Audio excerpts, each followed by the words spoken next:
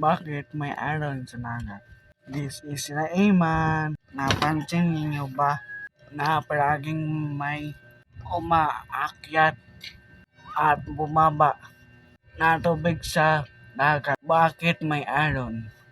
Noong unang panahon, akala ng mga tao may engkante sa ilalim ng dagat na kumakaway, pero ang totoo, ang hangin ang umaampas sa tubig.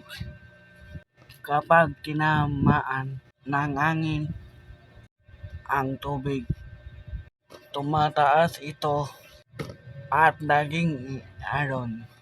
May isang pangyarihan ang buwan, inaira ng buwan ang tubig sa ating mundo.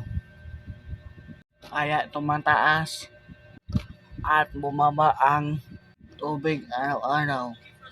Kaya malayo ang nariyan, naramdaman pa rin ang epekto. Ang hangin at buwan, kakaibang bagay, pero parehong nagtutulungan. Thank you for watching. Keep safe. God bless.